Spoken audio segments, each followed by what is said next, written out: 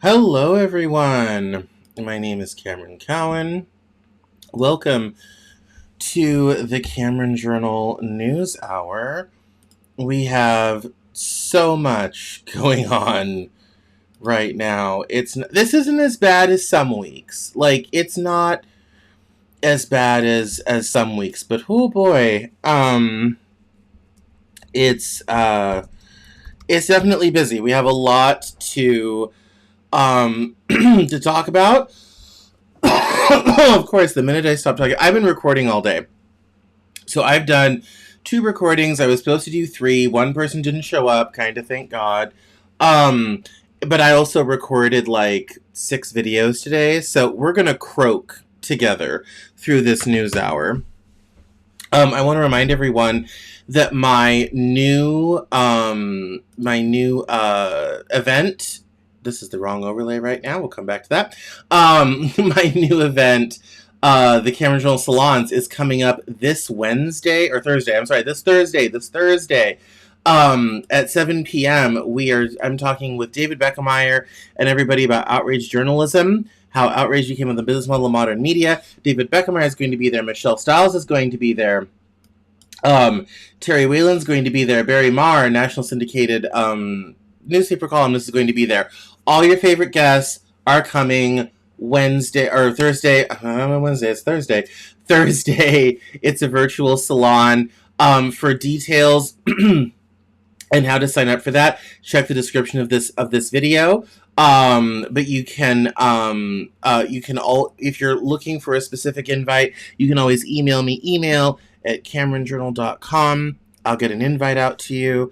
There is a link running around if you check my social media at Cameron Cowan. On all social media, I've been posting about it a lot. It's also in this past Saturday's newsletter as well. But yes, so this is all coming up. And it's going to be a really great event. A lot of emails have been going out. So if you're subscribed to the newsletter, and you should be, you definitely have been seeing this event. And we're very much looking forward to that on Thursday. I'm going to get that right eventually. Thursday, May 7th, 7 p.m. It is a private event. The Cameron Journal salons are always private. It is a private event. The webpage I have is not easy to say over here, so there's going to be a link in the description of this video.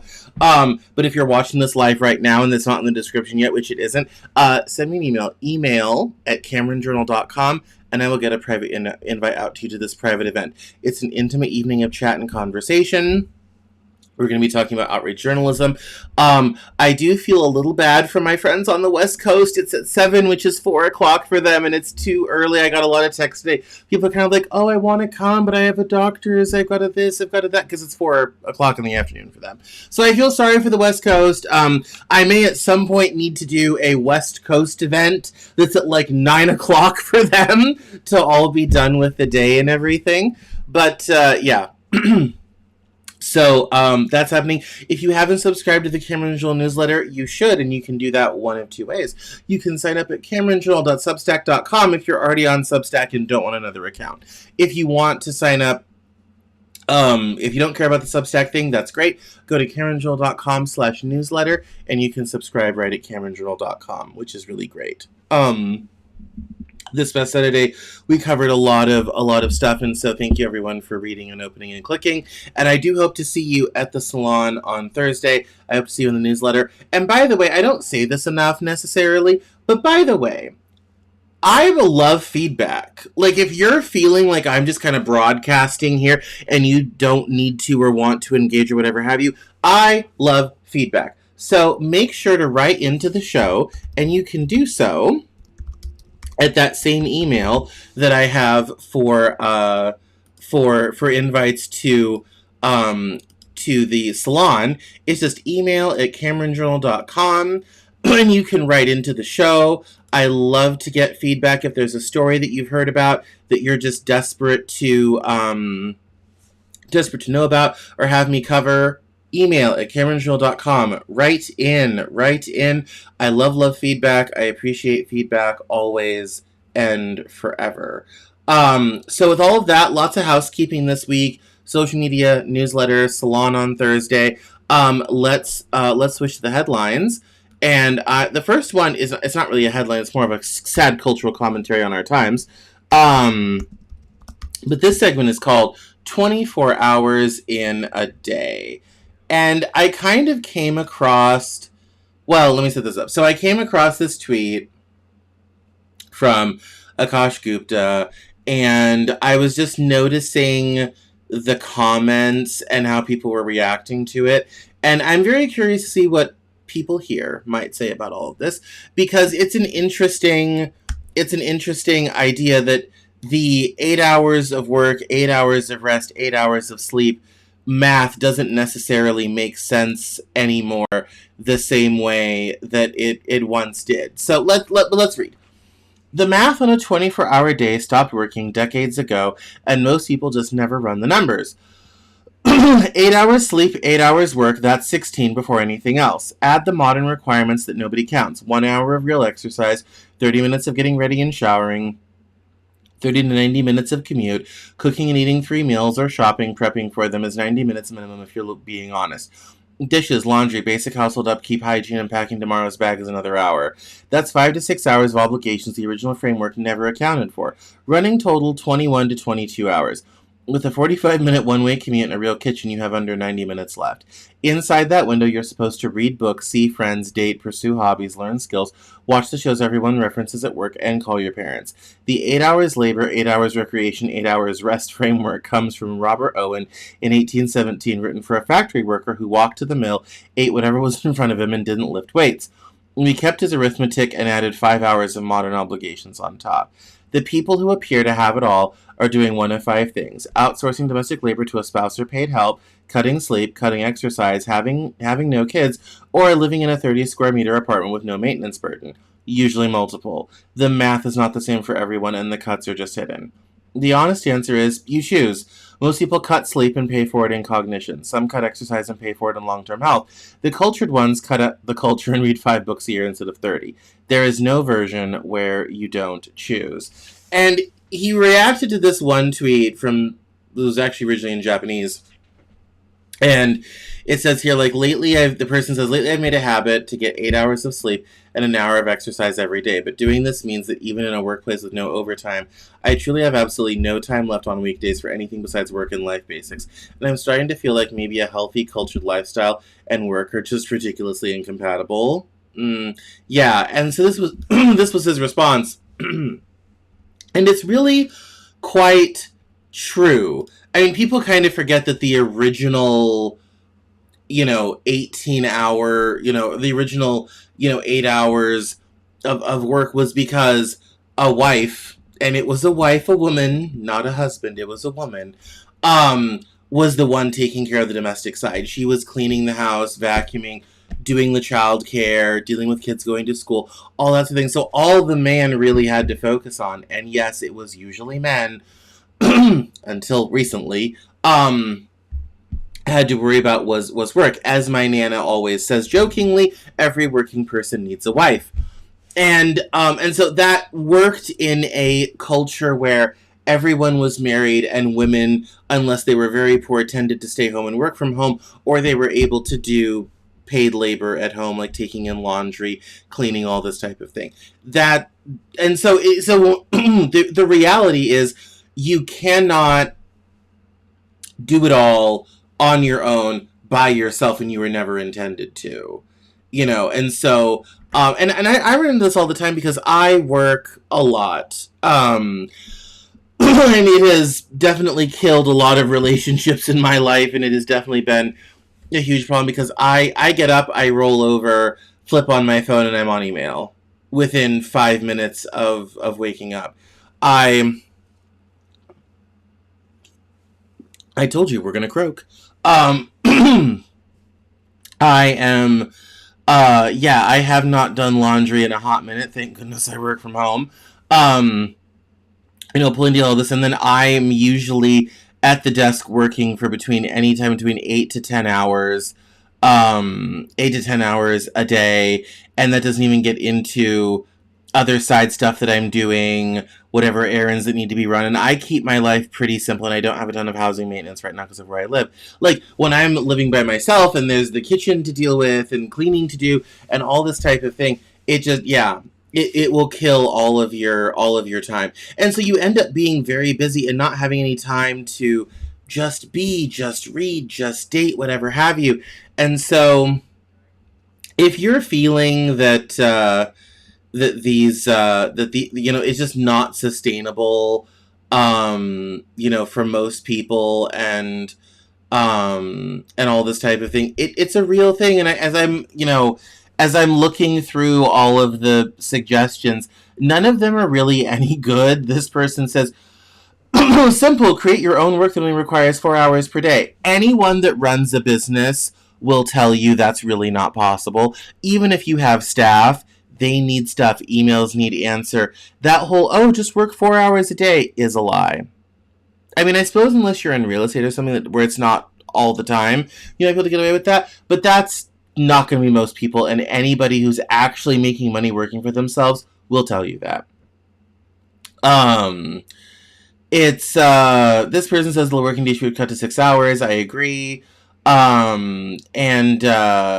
Yeah, some person mentioned they took a pay cut and they're going down to 32 hours a week, sort of thing. And this person brings up a lot of things that I think eat a lot of time. You didn't count paying bills, shopping for insurance, organizing the home, contacting insurance, looking for new appliances, fixing broken things at home, answering email, and the big one, taking care of children or other dependents.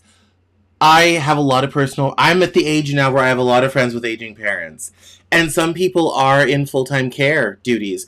And if you're in the sandwich generation where you have children and older parents, and you're trying to manage your health care and doctors, your children's health care and doctors, your older parents' health care doctors, and all their medications, you have no time. You have no time. I even remember that with my mom when she was when she was dealing with my grandfather. He was in a facility, and he was full-time. I mean, it was like a full-time job dealing with him, his paperwork, medications, all this type of thing. She was at that place several times a month. It was a lot. And every time she would go, she would call me just to talk about it and decompress. And I would just sit there on the phone and be kind of like, yeah, Mom, I know. And towards the end, I got pulled, right before he died, I got pulled into it too. But, yeah, it's a lot, it's a lot. This person, I did love their suggestion. He says, don't commute. That's hard to do in this day and age. Don't shower daily. Unnecessary. I would agree with that. Eat only 2 meals per day. Definitely agree with that. I only eat about twice a day. Exercise only 3 or 4 days a week. More not necessary. Yeah, when I used to be a 4-day-a-week gym rat, that was very time-consuming. It kind of became my whole lifestyle. If I got back into the gym very seriously, beyond my just kind of calisthenics and stretching I do at home, I would probably do 1 or 2 days a week. So it's, this person says, I have a 15-minute drive. I work from 8 to 4. I will work out 1 to 2 hours per day. I have hours of free time.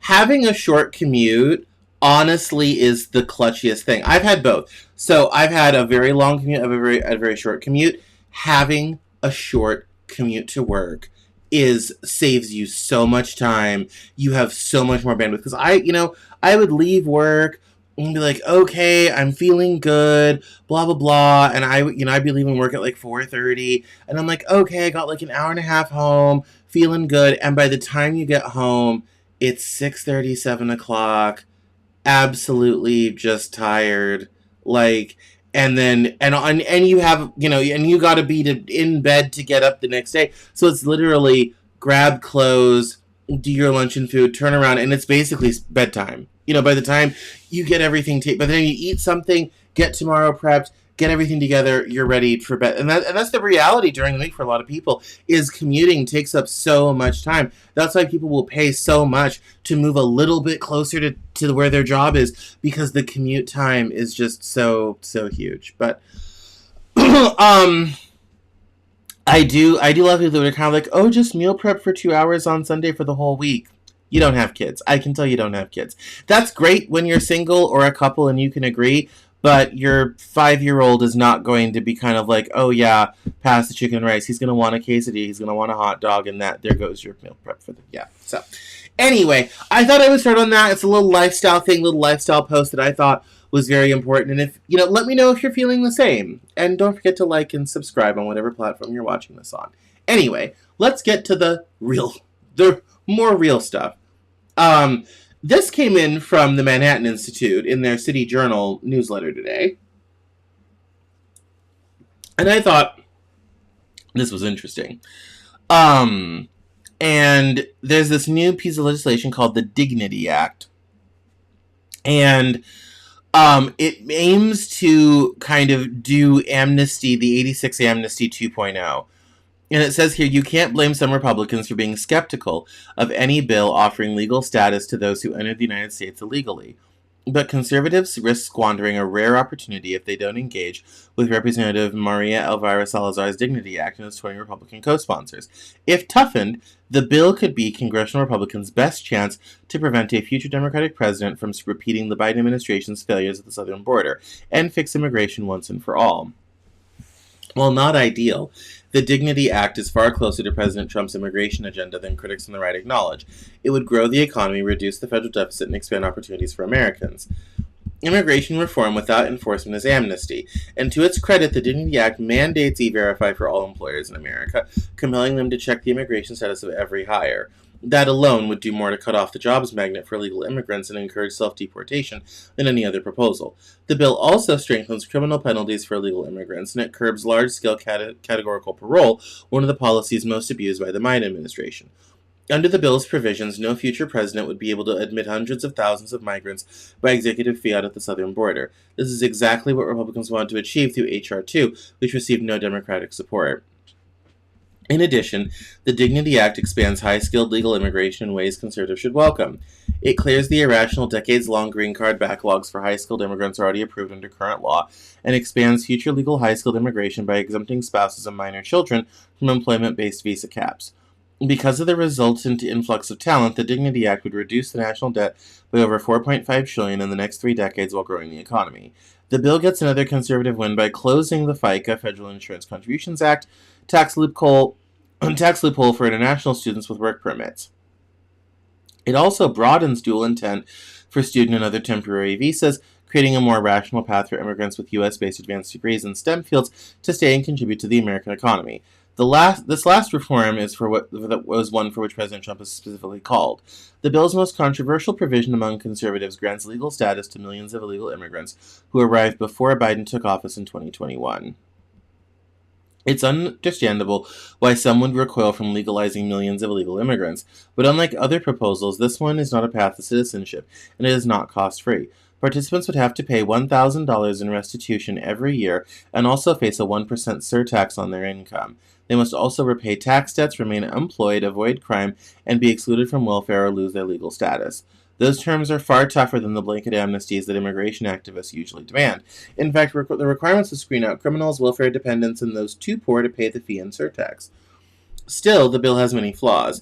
Dignity participants are exempted from paying the employee side of payroll taxes in exchange for never receiving federal entitlements, including Social Security and Medicare. The raised revenue that should go primarily to deficit reduction is instead allocated to an ineffective federal job training program.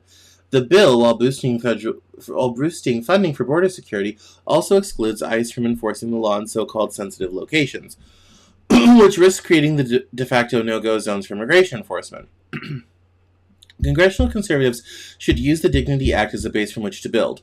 With the border more secure than ever before, they can consolidate President Trump's immigration agenda into law, implement a tough public charge rule, push for less chain migration, abolish the diversity visa lottery, and impose tougher limits on temporary protected status. They should also write limits into the law so the Biden border catastrophe is never repeated.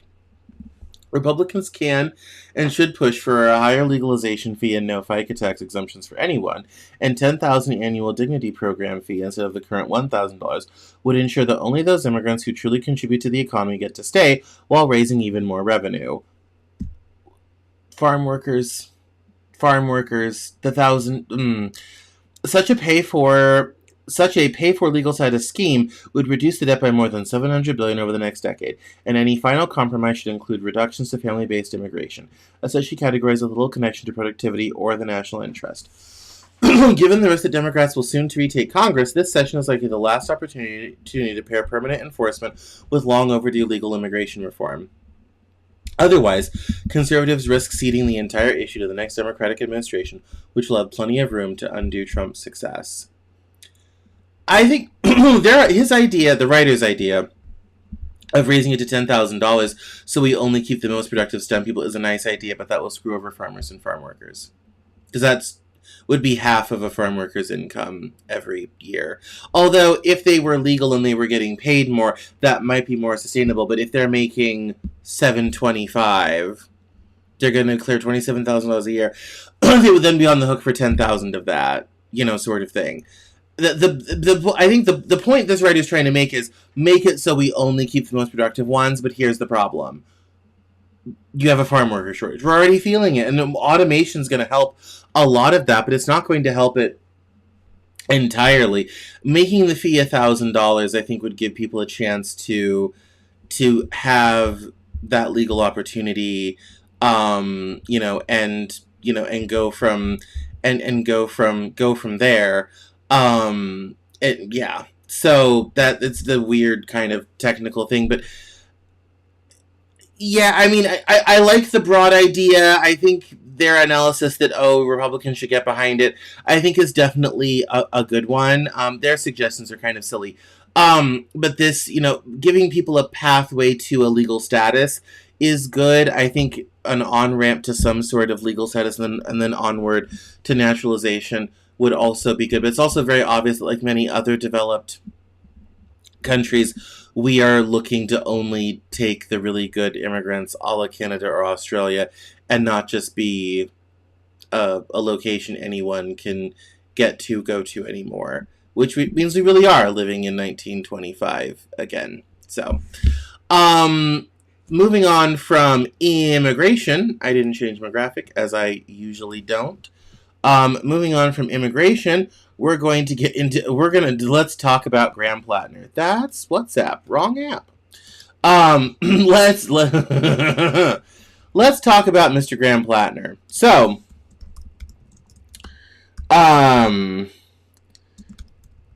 and so for those of you who don't closely follow the main gubernatorial race,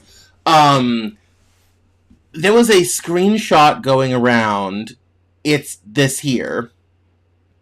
This is your next candidate for governor in Maine, everyone. And the controversy was around this particular chest tattoo. This is a skull and two crossbones here and here. You can't see it very well, and every image I've seen of this is not that high a resolution, because I think he was streaming or something and the resolution just wasn't there. And so there's another, I don't think it's in this thread, but there's another one that shows the cover-up that he got over it. And here is also where it compares the original tattoo with the SS bolts on either side to the one that he had, but there's no SS bolts on it.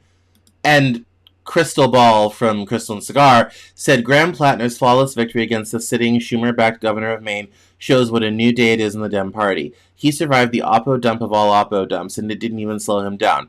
Voters demand candidates who oppose oligarchs and genocide. Okay, Crystal, fair enough. Here's the thing.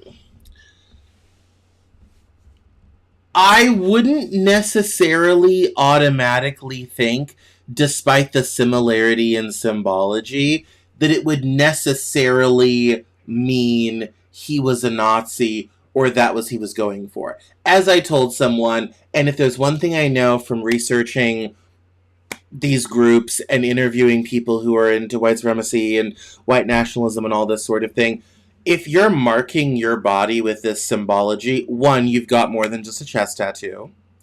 It's arms, legs, back, chest, all over. Also, there's affiliations. You're part of organizations. You're part of groups. People know that you have some extreme political opinions. And for a lot of those guys, that's their entire social circle. Like, you know, that's the world they travel and exist in. And if one of them came out and started running for office in a high-profile position, we would not have waited this long to find out. I think a lot of people are mistaking this situation as not understanding white working-class culture. In so much as Punisher masks, skulls, this is all stuff that people will put on every toolbox, every truck window, tattoos. I used to own a tattoo shop briefly. This is normal. All this sort of thing. I would only be concerned that he was somehow a secret Nazi if someone was saying, oh yeah, he was part of this group, he was part of this motorcycle club, he was part of this organization. He was associating himself with people who have known white supremacist or white nationalist tendencies, all this type of thing. This all started over a picture of a tattoo.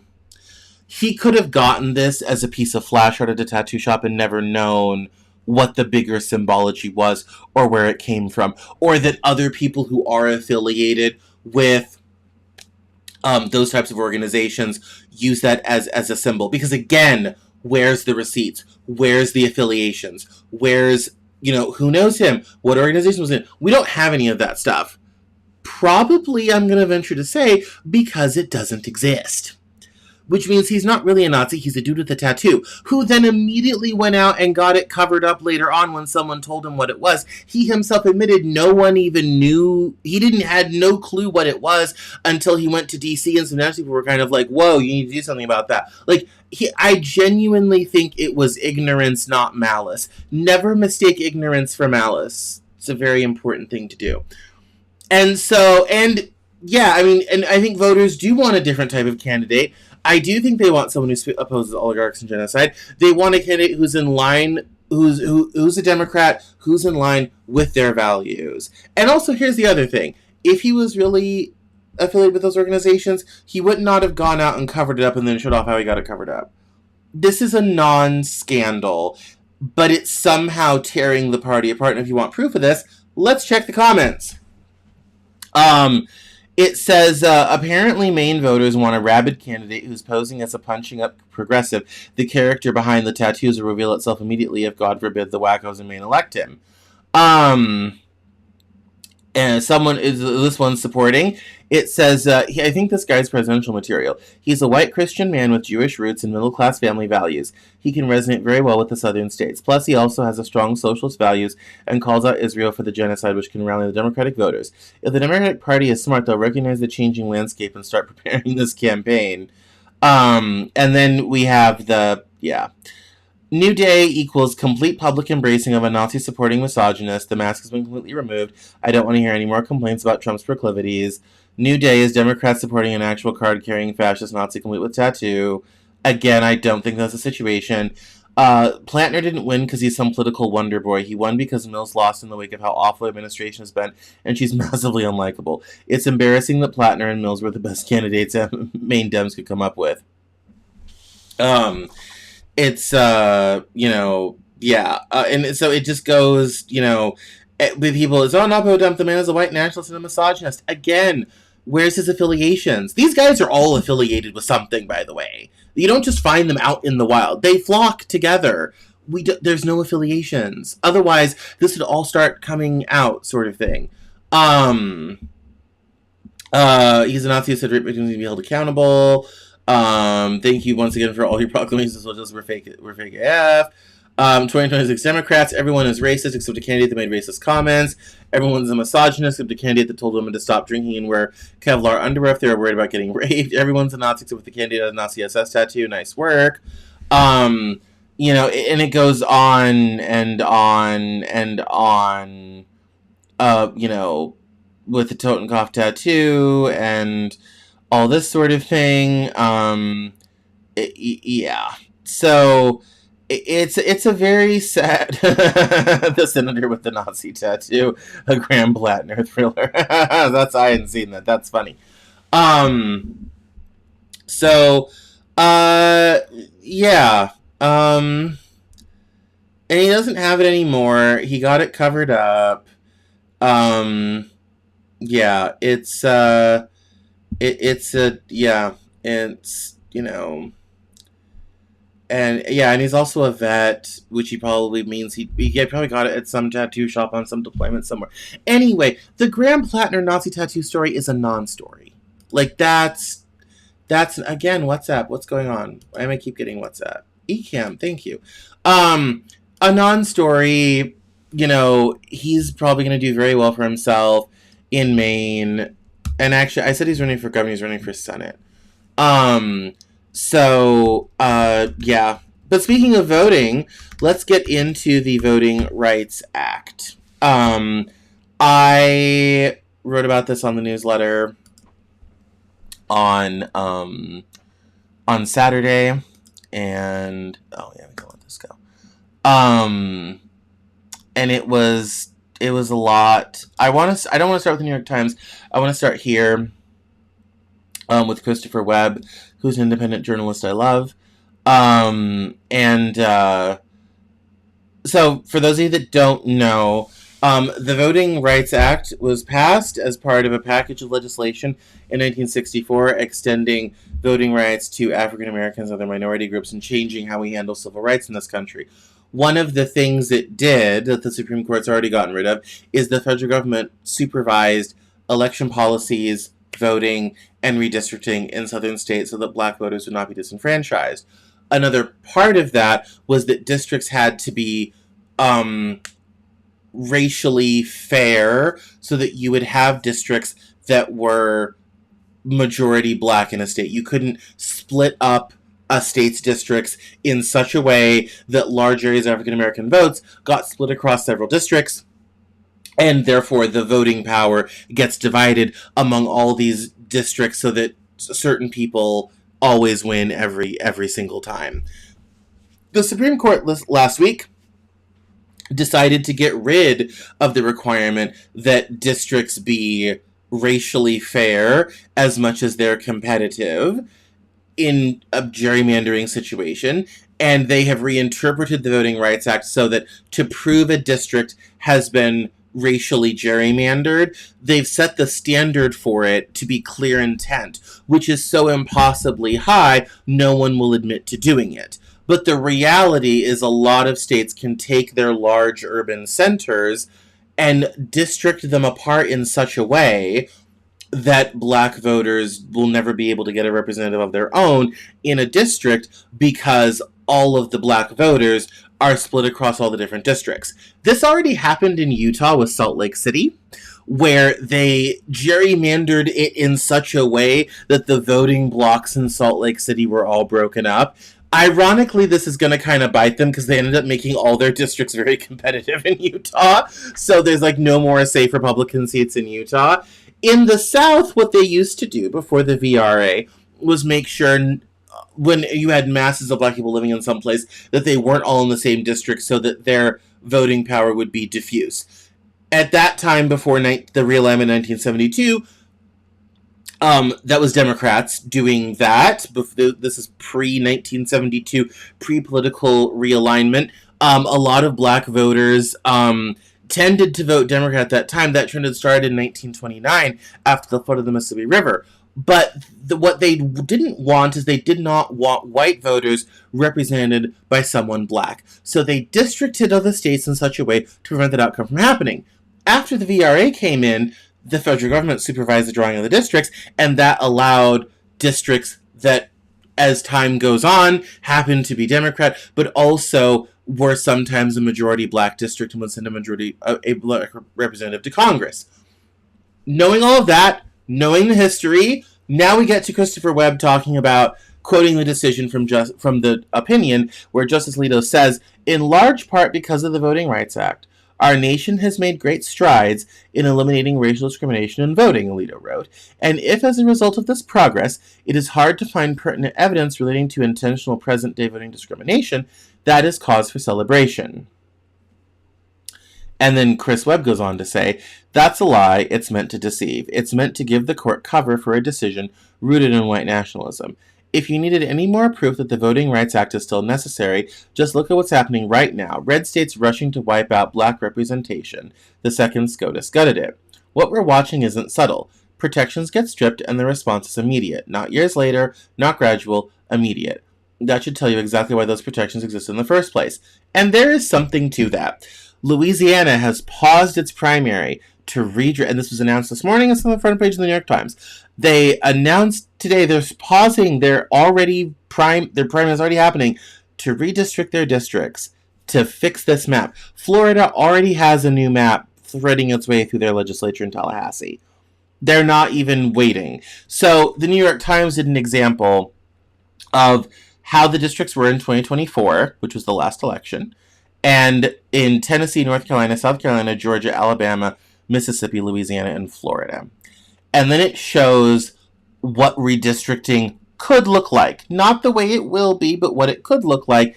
And that will gain Republicans 13 new seats, leaving small pockets of blue in Atlanta, Raleigh, Durham, and South Florida.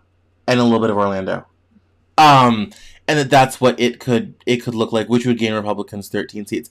Obviously, a lot has changed since 1964 in which party is doing this. I also want to mention at this moment, every party gerrymanders. Which is why I love an independent commission, especially in a state like Wisconsin, which has structurally created it impossible for Democrats to win in their state legislature through gerrymandering. I like an independent commission. I like it to not be in the state legislature. I think that is a recipe for disaster. It always should be an independent commission, another group of people whose job it is to create fair, competitive districts. Because both parties, when either one of them is in power, gerrymandering goes on. There was already a big hubbub about Virginia because Virginia just redid its map and cut out a bunch of Republicans in response to Republicans trying to gerrymander in Indiana, where the state legislature said no, in Utah, where they were successful, all this sort of thing. There's been a whole kind of mid-decade redraw of congressional maps, sort of unnecessarily, all in a matter of politicking. And so Chris Webb goes on and he says, and yet the reaction is muted. Here's the uncomfortable truth. A lot of white Americans are not having the conversations they need to be having with each other. In black families and communities, these conversations are constant. They aren't optional. They're passed down. They're how we survive. We talk about voting. We compare notes. Who's on the ballot? What do they actually stand for? What policies affect our lives, our schools, our housing, our safety? Is this proposition on the ballot good, or are they playing us for fools? What decisions protect us? Which ones put us more at risk? That didn't start with us. That was taught to us. I vote because my great-grandparents couldn't. I vote because my great-grandfather sent his children north just to access an integrated education. I vote because my grandfather moved west chasing opportunity and still got locked out of housing he could afford. I vote because I live today in a neighborhood that was redlined, a place my family wouldn't have been allowed to live in within my mother's lifetime. That's not history to us, that's muscle memory, it's instruction. And that's why black voters, more often than not, vote with consistency. Not because we all agree on everything, but because we understand what's at stake. We don't have the luxury of being single-issue voters. We literally have skin in the game. So when something like this week happens, we recognize the pattern immediately. The question is, does everyone else? Because if these same conversations were happening consistently in white households, at dinner tables, in group chats among friends, we'd be in a very different place as a country. If you want to help, start by listening to Black voices and amplify them, and join us. Now, I wanted to read that and talk about all of that because The history is important. I now want to bounce over to the proper reporting. It says here here we go. The effects will be significant. The ruling in Louisiana v. Calais makes it easier for states to draw districts for Congress, state legislatures, and local councils to elect candidates favored by white voting blocks. The officials who make the maps no longer need to worry much about whether they are sprinkling black voters across many districts and eliminating majority black districts. The reality is that in the name of disentangling race from politics, the Supreme Court has given white voters more power at the expense of racial minorities. We recognize that people of different races now vote more similarly than they once did. That is promising. But racially polarized voting remains common in much of Alabama, Arkansas, Georgia, Louisiana, Mississippi, and South Carolina, where black voters lean heavily Democratic and white voters lean heavily Republican. Because the Supreme Court has previously allowed partisan gerrymandering, those states will be free to draw districts that elect candidates whom only a small percentage of black voters support. Those politicians are also likely to be white. It is impossible not to notice the partisan nature of the ruling. The 6 justices on the majority are 6 nominated by Republican presidents, and they have most likely made it easier for the party to and likely made it easier for the party that chose them to still hold power in Congress. Wednesday's decision may shift 9 seats in southern states from Democratic to Republican hands, some in the 2026 cycle and more in years to come. The state legislatures and local bodies will surely tilt in the same direction. Justice Samuel Alito's majority opinion claims to merely update the redistricting test courts have used in Voting Rights Act cases for 40 years. It does so, he argues, by requiring that plaintiffs show a strong likelihood that the state was intentionally disempowering black votes. In reality, the decision has eviscerated the old standard because proving intent is extremely difficult. As a result, states will now be able to slice minority voters into small and powerless slivers as long as they can claim to do so for partisan rather than racial reasons. Consider the effect in Louisiana. The state had no black representation in Congress for more than a century after the end of Reconstruction, and finally elected 1 black member in 1990. A second black member served from 1983 to 1987. In 2001, Louisiana redrew its map to revert to only 1 majority black congressional district out of 6, in a state where the black population is now about 1/3 of the total. This case began in 2022 when the state had only 1 black member of Congress, and a group of black voters sued over the state's map. The plaintiffs won in the lower courts based on extensive evidence of racially polarized voting, and Louisiana then redrew its map in 2024 to include 2 majority black congressional districts. A group of white voters sued over the new map. Now that the Supreme Court has sided with them, Louisiana is free to go back to its 2022 map or to attempt a map with no realistic opportunity at all for black voters to elect candidates of their choice. As long as the state says it's trying to take power from Democrats and not black people, it will be on safe legal ground. Wednesday's result is not what Congress intended. When Congress amended the Voting Rights Act in 1982, it rejected requiring plaintiffs to prove intentional discrimination. The amended law instead required plaintiffs to prove that the political process, including redistricting, was not equally open to participation by a minority group in the sense that its members have less opportunity than other members of the electorate to participate in the political process and to elect representatives of their choice. A 1986 Supreme Court ruling fleshed out the standard if black voters were sufficiently numerous and compact, and if they also supported one party far more than white voters did, then the protections of the Voting Rights Act kicked in. That test was reasonable, and Wednesday's ruling has effectively replaced it. So much of what the ruling is upside down. In 2019, in a different case, Rucho v. Common Cause, the Supreme Court recognized an obvious truth: partisan gerrymandering is a problem for American democracy. But the majority then said that federal courts could not find a map unconstitutional because it was drawn for partisan reasons. As a result, restrictions on racial gerrymandering remain one of the biggest constraints on unfair redistricting, at least until Wednesday. The Supreme Court has used dubious reasoning to issue a ruling that will probably help the Republican Party and increase the number of white members of Congress and state legislatures. That ruling will lead to even more suspicion. The court prioritizes partisanship over principle. Yeah, this is a very tough thing. It's a very tough time. There's a lot of uncomfortable history, especially in the South, when it comes to voting and who's allowed to vote and why. And these measures were meant to fix, repair, and replace those unequal access to so many of those things. And we've watched so many of the protections that are meant to give greater access and greater equality in society simply disappear, whether it's affirmative action, the voting rights ruling, all of this, it's all slowly but surely being undone. And what does that mean for us? What does that mean for our society? What does that mean for an equitable democracy moving forward? I think it's more in danger than any of us really want to think about or admit. And Chris Webb is right. These are the type of conversations that tend to happen in brown and black communities that tend not to happen in white communities. And I know that because I travel in both worlds. And it's a lot of people may look at this and it's like, oh, it's like, well, we've made progress. We don't need this stuff anymore. And I'm kind of like, we've made progress. We have, and we sometimes don't look over our shoulder and recognize the progress that we have made.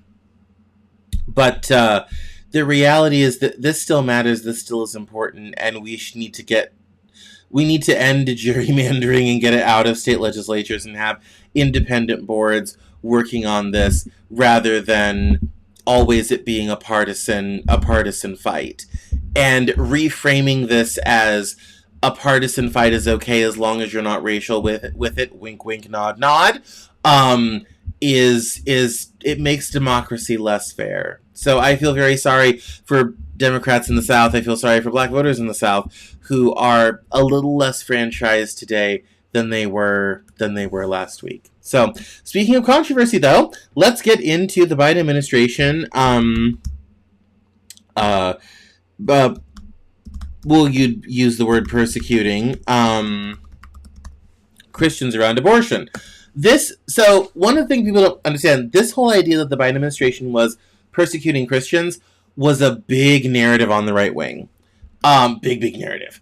And it became this, before we get into what the Justice Department said and what the Catholics have said about all this, because it also crosses into abortion, and it also gets into them investigating certain churches because of extreme members there. I have to say at the very start of this, the idea of the government persecuting Christians is a very deep wound within Christianity that recalls the 1st, 2nd, 3rd century church before Christianity became the state religion of Rome. In evangelical circles, it is a constant fear and paranoia that powers a lot of their desire for political power. And you see this in evangelical sects, even things like Worldwide Church of God, these other denominations. A lot of their voting as a bloc is to prevent mythical persecution that's protected by the First Amendment and rarely happens. And so this report from the Justice Department and the coverage about it is primarily to reinforce a narrative that I grew up with in evangelical circles. There was always this great fear that one day in the future, if we don't vote a certain way, they'll come for us and stop us from going to church, and they'll take us from our homes just for who we believe in. And so this further cements and reinforces that narrative. And as we get into the details, everybody listening to this is going to have their own opinion over whether this is a good idea or not. Let's get our facts straight before we pass judgment. So we'll start with what the government has to say. It says here, today the Justice Department's Weaponization Working Group published a report detailing the Biden administration's weaponization of the Freedom of Access to Clinic Entrances FACE Act. Based on a review of 700,000 internal records, the report not only details specific ways the Biden Justice Department weaponized federal law, but also outlines the corrective action taken by the current Justice Department to right the wrongs of the prior administration. This department will not tolerate a two-tiered system of justice, said Acting Attorney General Todd Blanche. No department should conduct selective prosecution based on beliefs. The weaponization that happened under the Biden administration will not happen again as we restore integrity to our prosecutorial system. President Trump promised to end the weaponization of the federal government. Too many Americans' prosecutions under the FACE Act have been the prototypical example of this weaponization. The Justice Department conducted a thorough review of internal discussions, case files, and prosecutorial decisions under the Act and concludes that the Biden DOJ weaponized the FACE Act in several ways. And they are as follows. The Biden DOJ closely collaborated with pro-abortion groups to track pro-life activists' First Amendment activity. Pro-abortion groups, especially the National Abortion Federation, Planned Parenthood, and Feminist Majority Foundation, capitalized on their relationship with the Biden DOJ to gain internal information and push targets for enforcement. These groups compiled evidence and dossiers that ultimately gave rise to search warrants and charges. The Biden DOJ affirmatively asked pro-abortion groups about pro-life individuals' travel and constitutionally protected advocacy. The Biden DOJ and career attorneys monitored pro-life activists for years before charging them. The Biden DOJ's prosecutors engaged in inappropriate conduct and comments. Prosecutors knowingly withheld evidence that defense counsel requested to prepare an affirmative defense, tried to screen out jurors based on religion, and authorized aggressive arrest tactics instead of allowing pro-life defendants to self-surrender. See, that's all bad. I'll go along with that's bad. The Biden DOJ helped a pro-abortion group secure funding. The lead prosecutor on each FACE Act prosecution served as a reference on the National Abortion Federation's application for a private grant. We found no record of ethics approval for the attorney to take an interest in the financial outcome of a party having business before the Biden DOJ. Also bad. The Biden DOJ pursued significantly harsher sentences for pro-life defendants than violent pro-abortion defendants. The Biden DOJ requested an average sentence of 26.8 months for the pro-life defendants, compared to 12.3 months for pro-abortion defendants. The Biden DOJ violated the rights of Americans through its biased enforcement of the FACE Act. Though the act was supposed to protect both pro-choice and pro-life facilities, the Biden DOJ provided extensive support to abortion clinics while ignoring and downplaying vandalism and attacks against pregnancy resource centers. The Biden DOJ's actions were wrong. The Trump administration, acting Attorney General Todd Blanchard, are committed to rectifying these wrongs by taking the following actions. There's full and unconditional pardons. They've settled cases. The DOJ leadership has dismissed with prejudice 3 civil lawsuits against pro-life activists. The Trump DOJ issued a directive that moving forward, DOJ prosecutions may only bring abortion-related civil actions and prosecutions under the FACE Act in extraordinary circumstances or in cases presenting significant aggravating factors. And they did all this review. It says Daniel says the behavior unearthed in this report is shameful, said Assistant Attorney General Daniel Burrows, Office of Legal Policy. Lawyers who should have known better withheld evidence, worked to keep committed religious people off juries, and generally allowed the Department of Justice to be used as the enforcement arm of the pro-abortion special interests. DOJ is committed to prosecuting crime in a manner that is consistent with its mission to uphold the rule of law, to keep our country safe, and to protect civil rights. Should other affected individuals have concerns, DOJ will assess their allegations without fear or favor. And then there's 800 pages of exhibits and reports that are all here. We're not going to go through them, obviously, but it's all here. All 800 pages of it is here. So and it has the background and gets very much into the weeds on all of this. So, bearing all that in mind, the Catholic Review reports on all of this, quotes extensively from it, and it says here that in a Davison forwarded news articles about, it gets into the weeds a little bit about who was being gone after. According to the report, the department under Attorney General Merrick Garland, quote, pursued 3 FACE Act prosecutions involving pro-life victims and informed these pro-life groups. Because Kristen Clark and Civil Rights Division attorneys were unfamiliar with these groups, they struggled to identify how to describe the victims. Clark was unsure whether the anti-abortion folks called themselves pregnancy centers or pregnancy resource centers. The department closely coordinated with abortion providers and non-governmental organizations, particularly the National Abortion Federation, to identify pro-life targets for investigation and build cases against them. One of the pardoned pro-lifers, Goodman, in a statement provided to OSV News, responded, quote, the fight for justice is both practical and spiritual. Rescuers involved in the federal FACE Act and conspiracy cases now have a new opportunity to speak for the voiceless. As for Handy, the report says Davidson forwarded the FBI social media post from Handy about pro-life protests and know that the NAF was planning to alert other facilities in the area. It also says that, so it was reporting on it. We kind of know everything here, but it is definitely a big news for the anti-abortion crowd and the prosecutions that happened against them, and a lot was unfair. The prosecution withholding evidence from the defense is always a bad thing. I don't care what the circumstances are. And the fact that they have control over that is a huge flaw in our justice and that we should 110% fix. So this is an interesting aspect of the DOJ and finally cleaning up this this problem and how anti-abortion people were prosecuted under the Biden DOJ, and it seems like they were not necessarily treated very fairly at all. And so, yeah, and they were definitely pro-abortion groups definitely felt like they had a friend at the Biden DOJ and just forwarded information, and the DOJ took it from there in support of prosecuting these people unfairly. So, and obviously in conservative circles, this is a big issue. So, again, it further reinforces a narrative that is at the same time familiar, although not quite always what people say it is. So, however, speaking of that, though, while we're on the subject of Christians and persecutions and all this sort of thing, just gonna play this. Aside from, like, the full removal of feminism, like, I just think so long as we have democracy coupled with universal suffrage, you will constantly be going against the grain. You're constantly going to have half of the population voting for temperance, tolerance. Yes, you can't. Suicidal empathy. And my point, I guess, is that I don't think you're going to get people to vote away democracy or vote away. But it does happen. It can.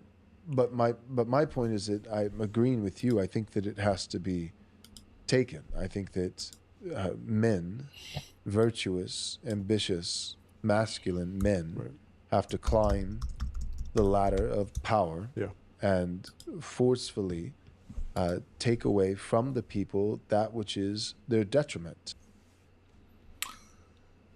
I saved this video because that link from the Catholics was not what I thought it was.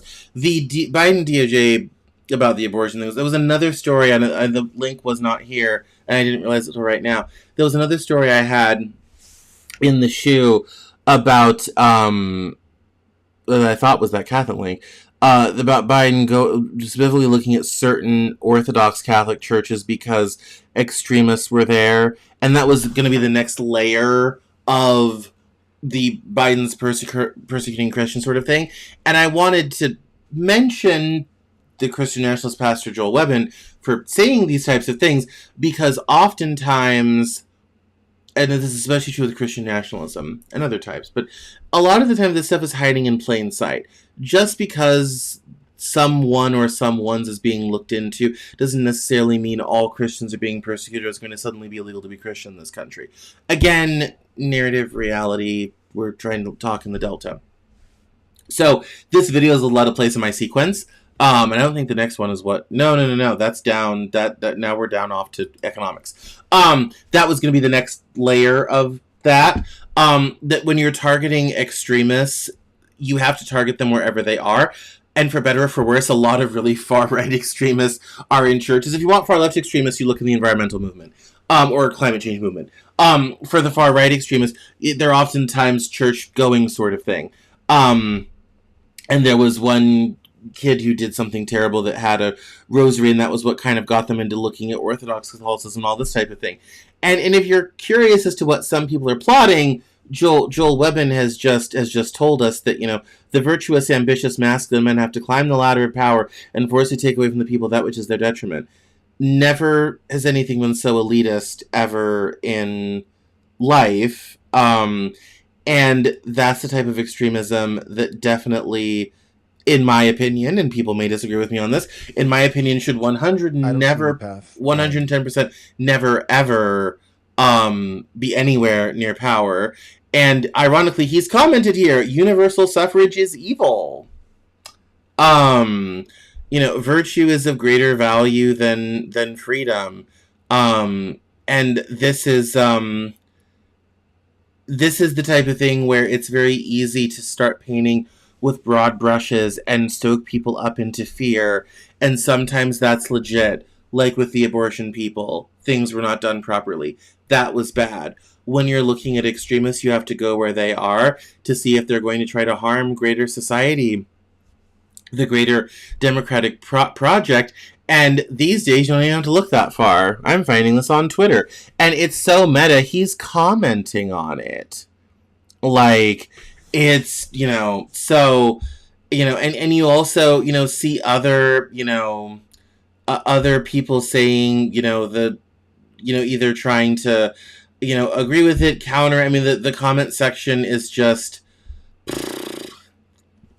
a trash fire. And so not every investigation is always a problem. Not that I trust the government that much, because I don't. Not that I don't think that there's a lot of overreach, because there is. Not that we don't low-key live in a surveillance state, because high-key that we do. But I'm also very sensitive to narrative and how things are talked about. And this whole thing is kind of very important to think about, not just practically, but narratively. I think it's also interesting that they're not saying this stuff out loud.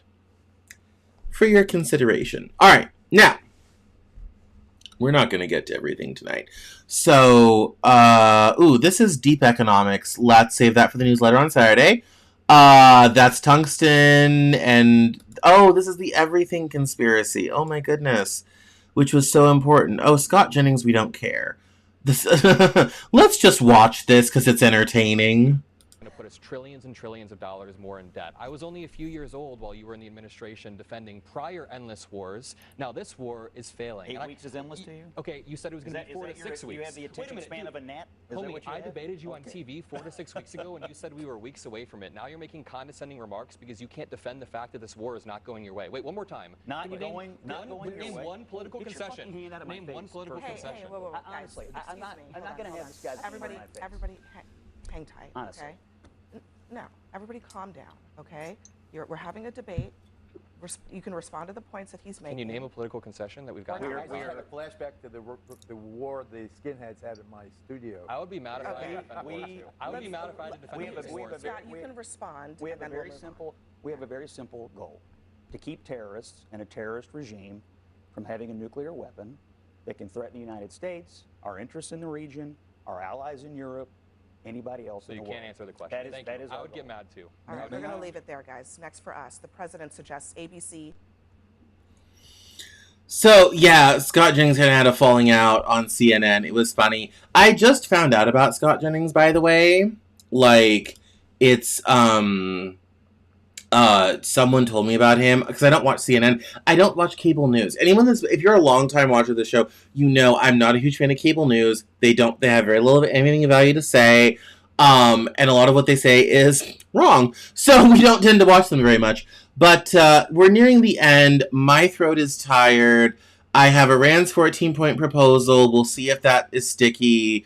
We have the Silicon Valley underclass. We have the California trans thing, and all this is very heavy. So rather than try to do all that tonight after an hour and 3 minutes, when it's been a very long day and I have a long week ahead, I want to remind everyone to please